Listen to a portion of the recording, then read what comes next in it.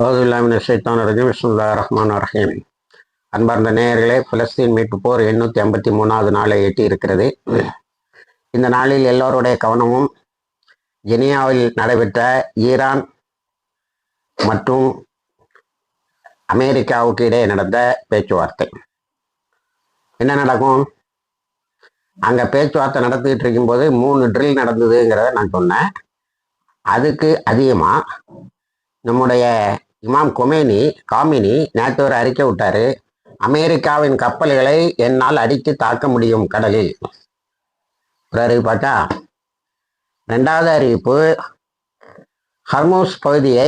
ஹர்மூஸ் ஜலசந்தியை எந்த கப்பலும் போகக்கூடாதுன்னு பிளாக் பண்ணி வச்சிருக்கேன். 2 அறிவிப்பு.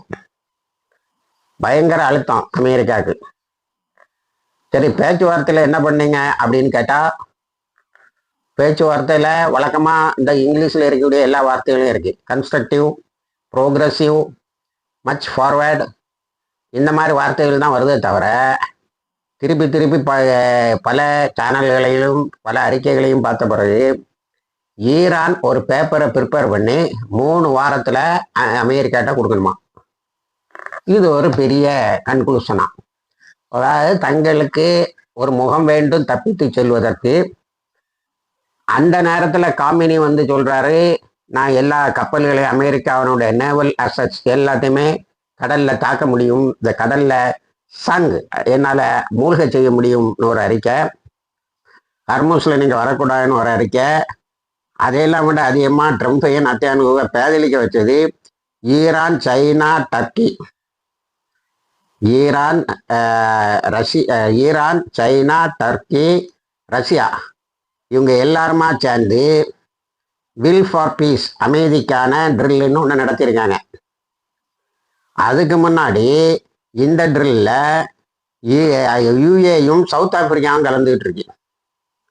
அப்போ ஒரு பயங்கரமான அணியை இமாம் அயாத்துல்லா காமினி அவர்கள் செட் பண்ணியிருக்காங்க.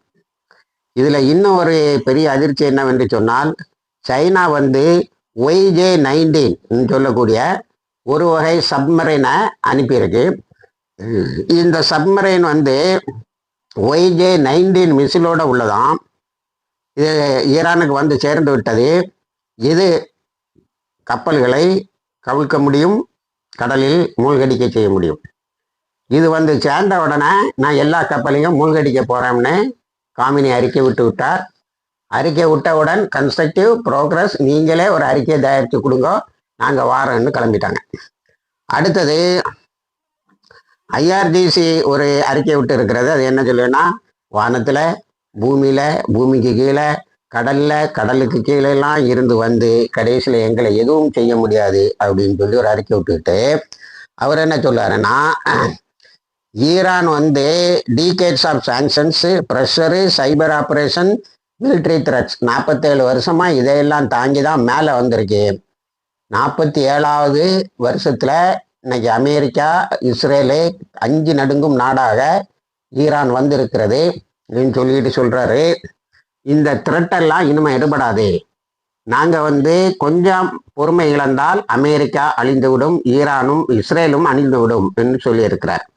இப்போ வேற ஒரு பார்வையாளர் என்ன சொல்றாருன்னா, சிரியாலையும் ஒரு குரூப்பு காமினி அப்பா கூட சேர்ந்துட்டு, நாங்கள் சிரியாலையும் ஈராக்லையும் என்னன்னா அமெரிக்கா பெரிய பயம், அங்கே இன்னும் அமெரிக்காவினுடைய தளங்கள் இருக்கு. அதனால ஈரானை தாக்குனா உடனே நாங்கள் அமெரிக்காவினுடைய தளங்கள் இந்த பகுதியில் உள்ளதை தாக்குவோம். தாலிபானுடைய அறிக்கை இதெல்லாம் ஒரு பெரிய பீதியை உண்டு பண்ணிச்சா. அடுத்தது சவுதி அரேபியா ஒரு வேலை செய்திருக்கு. இந்த பணங்கராக்கும் பசுவெல்லாம் மெல்ல ஈரான் பக்கம் வருது. சவுதி அரேபியா என்ன செய்யுதுன்னா, ப்ராஜெக்ட் 2030 ஒரு ப்ராஜெக்டை போட்டு பில்டிங்கை கட்டு அதில் இருந்து வானத்தில் ஏறி வைகுண்டத்தை காட்டலாம்லாம் போனது. அமெரிக்காவினுடைய தொடர்ந்து அமெரிக்கா பணத்தை பிடுங்கிட்டு இருந்ததுனால அந்த ப்ரோக்ராம் ஃபெயில்வேர். இப்போ டிஃபென்ஸ் ஸ்ட்ரக்சரில் இந்த F-35க்கு ஈடாக துருக்கி ஒரு ஃபைட்டர் ஜெட்டை கிரியேட் பண்ணியிருக்கு. அதுக்கு கான் ஃபைட்டர் ஜெட்டுன்னு பேர். இதுக்கு எக்ரிமெண்ட் போட்டிருக்கு. அந்த எக்ரிமெண்ட்ல எதெல்லாம் சேருதுன்னா, கோ ப்ரொடக்ஷன் அண்ட் டெக்னாலஜிக்கல் டிரான்ஸ்ஃபர். அதை எப்படி நாங்கள் தயாரிக்கங்கிறதையும் சொல்லி தந்துடுவோம். நாங்கள் தயாரிக்கும் போதே சவுதியில் உள்ள இன்ஜினியர்ஸ் வந்து அதில் கலந்துக்கலாம். அதனால் நீங்கள் ஃபைட்டர் ஜெட்டுக்கு அமெரிக்காட்ட போக வேண்டாம், கான் ஃபைட்டர் ஜெட்டை வாங்கினா போதும்னு அமெரிக்காவுக்கு வயிற்றுல புளியை கரைக்குது. எல்லா இராணுவ நோக்கர்களும் சொல்கிறார்கள், இனி அமெரிக்காவை டிபெண்ட் பண்ணி இந்த நாடுகள் இருக்காது. அப்புறம் இப்போ ஒரு புது ட்ரில் ஆரம்பிச்சிருக்காங்க, அது மேரிடைம் செக்யூரிட்டி பெல்ட் 2026 ஒரு ட்ரில் ஆரம்பிச்சிருக்காங்க. அது அமெரிக்கா கப்பல் எங்கெல்லாம் இருக்குதோ அதை சுற்றி வருது. அதனால் இப்போ என்ன ஆகி போச்சுன்னா, அமெரிக்கா ஒரே அடியாக சரணடைவதை தவிர வேறு வழி இல்லை. அவர்கள் 3 வாரம் டைம் எடுத்து நீங்கள் அனுப்புங்க. இப்போ நமக்கு என்னென்னா, எல்லாருங்க ரமலான் வாழ்த்துக்கள். இனிமேல் ரமலான் ஸ்டார்ட் ஆயிருக்கு. அவன் 60 நாளைக்குள்ளால ஆயுதத்தை கிளை வைக்கணுங்கிறான் இந்த ஹமாஸ். அது முடியாதுன்ட்டாங்க. நாங்கள் எங்கேயுமே சொல்லலை, எங்கள்கிட்ட இது வரைக்கும் யாரும் இப்படி ஒரு நிபந்தனையை இஸ்ரேல் பேசுன்னு சொல்லலை, நாங்கள் வைக்க மாட்டேன்ட்டாங்க. ரமலானை தாண்டி வந்துடும். அடுத்தது இந்த 3 வாரத்தில் ரமலானை தாண்டி வந்துடும். அடுத்தது ரஃபா கிராசிங்கில் 10 பேர் 20 பேருன்னு வந்துகிட்டு இருந்தது, ஒரு 900 பேர் இப்போ வராங்க. அதனால் ரஃபா கிராசிங் ஓரளவுக்கு ஒர்க் பண்ணுது. ஒரே ஒரு கஷ்டம் என்னன்னா, பல தன்னார்வ குழுக்கள் இஸ்ரேலுக்கு பயந்து தங்களுடைய கடையை மூடுகின்றன. இது எதெல்லாம்னு பார்த்தா பிரிட்டிஷ் சேரிட்டிஸ் போன்ற மேலே நாட்டு தன்னார்வ குழுக்கள். ஆனால் முஸ்லீம்கள் நடத்தக்கூடிய தன்னார்வ குழுக்கள் இதெல்லாம் வேலை செய்துட்டு இருக்கு. இருந்தாலும் இடிபாடு, குண்டு, டிஸ்பிளேஸ்மெண்ட்டு இதுக்கு இடையில ரமலானும் காசாவில் தொடங்குகிறது. அல்லாஹ் அவர்களுக்கு எல்லா விதமான உதவியை செய்வான்னு அதை எதிர்பார்க்கிறோம். ட்ரம்ப்பு இப்போ கொஞ்சம் நான் இன்னைக்கு காலையில் ஒரு பெரிய ப்ளீஸிங் வேர்டை சொல்லியிருக்காரு. ஈரானியன்லாம் வந்து ரொம்ப டஃப் ஆன ஆட்கள், பட் குட் நெகோசியேட்டர்னு. அது ஒரு ஃப்ளைட்டில் ஏறி அடுத்த இடத்துல போய் இறங்கும் போது குட் நெகோசியேட்டர்னு சொல்லியிருக்கலாம். நோ தே ஆர் பேட் நெகோசியேட்டர்ஸ், ரொம்ப டஃப்பாக இருக்கிறாங்க அப்படின்னு சொல்லி ஈரானை புகழ்ந்து, முதல்ல கொமேனியை பார்க்கணுன்னாரு, இப்போ ஈரானை புகழ்ந்து வாழ்த்தி வரவேற்று போகிறார். அதுதான் எல்லாரும் சொல்லுவாங்க, maximum thread to maximum frustration, maximum pressure to maximum frustration.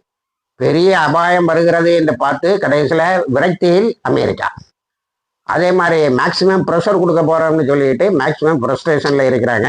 எந்த நிமிஷமும் ஈரான் நினைச்சா இவங்களுடைய கப்பல்களையும் அதையும் அடித்து கீழே தாக்கலாம்ங்கிற நிலை வந்து விட்டது.